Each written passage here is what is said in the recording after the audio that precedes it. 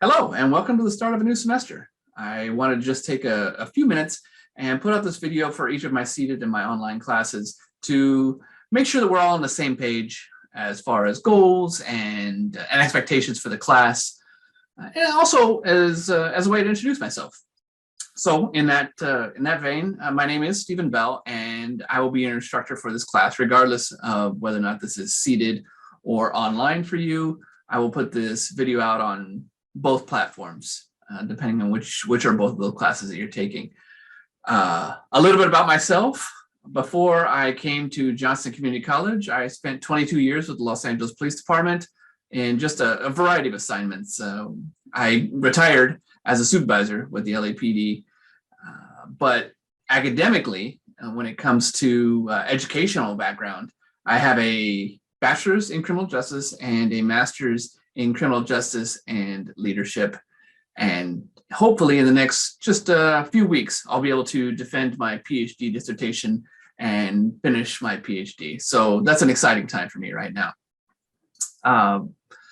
What I'd like for each of you to do, I'm going to most likely create a forum for week one for each of the classes for you to introduce yourselves. I'd like to know a little bit about yourself, and I think your classmates would like to know, especially in the online classes, but this next semester, even in the seated classes, I'd like to see you introduce yourself in the forum and just tell your classmates and myself a little bit about yourself. I look forward to reading those, and that way we can all grow and get to know each other together. As far as expectations in my classes, you will notice that in the criminal justice program, I have a very writing-heavy curriculum. It is important for me, as you go into any variety of criminal justice jobs, it's important for me to make sure that you are in a position to write succinctly and clearly and well. Get your point across using the written word. So I have a lot of writing assignments, you'll see that. So with that in mind, your writing assignments are going to be in APA format.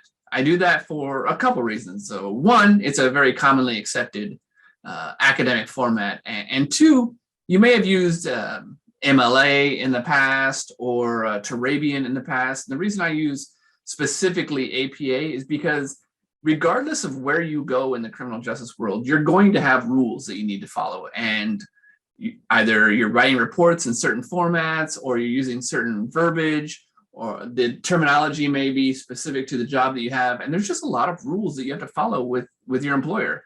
And to get you prepared for that, I use a similar structure. I have rules. You must follow the APA format.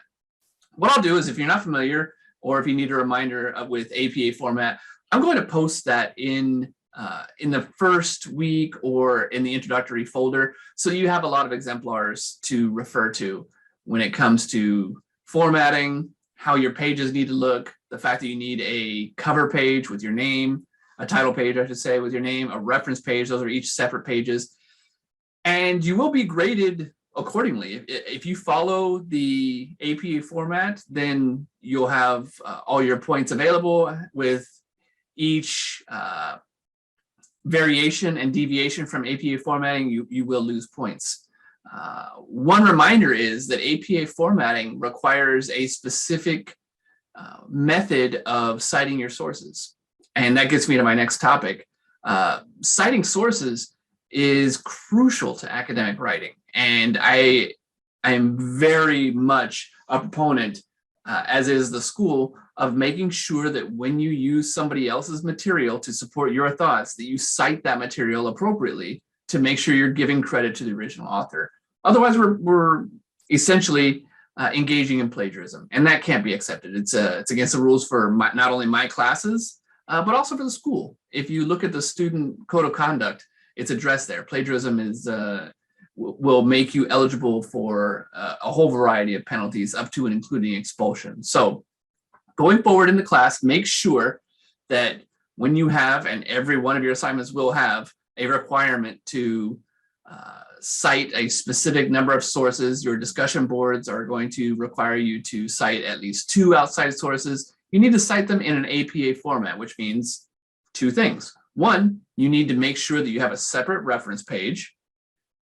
And 2, each one of those references has to have a mirroring or an accompanying in-text citation. So if you're going to say that, for instance, if you're going to cite one of my lecture videos, that's allowable in APA format. If you're going to cite those lectures that I upload into YouTube, then you're going to cite me. It's going to have my last name, my first initial, and then according to APA format, you're going to follow the proper formatting for a YouTube video citation. Then inside the body of your writing, you're going to also have an in-text citation that says Bell and whatever year I uploaded the video. So make sure that you follow those exemplars that I post. Make sure you follow the APA formatting. And speaking of discussion board posts, I'll just kind of transition there as far as another set of expectations that I have. I'm very much a proponent of accountability. When it comes to your work, there are due dates. When it comes to your work life outside of school, as you progress in the criminal justice world, there are going to be due dates. You just absolutely, deadlines that cannot be missed. So with that in mind, my deadlines are exactly that, deadlines. I do not accept late work. Any work submitted after the due date will receive a 0. I give you this notice up front, so you have absolutely eyes wide open going into this. If I do not address any other aspect of the due date or give any allowances for specific exceptions, then there are 0s attached to that. The only exception that I will make in this specific rule will be the discussion board posts. I have a very hard deadline for discussion board posts.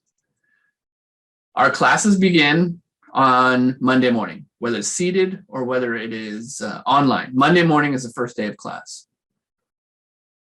Discussion board posts require an initial post by the student and 2 replies to your classmates. The initial post must be submitted by the end of the day on Wednesday.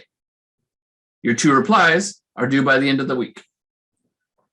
Now, if you don't submit your initial post by Wednesday, not only are you not meeting the deadline, but you're actually doing a disservice to your classmates because of the requirement for the 2 responses. If you post your initial post at the end of the week, you never gave your classmates an opportunity to respond, which really defeats the purpose of discussion board posts. It's supposed to be there to have a discussion about the topic. So if you write something, some original material about the topic, about the prompt, then the conversation will be moved forward by 2 other classmates responding to you. If you do that at the end of the week, they never got an opportunity to have that discussion, and we've really missed out on an opportunity to learn.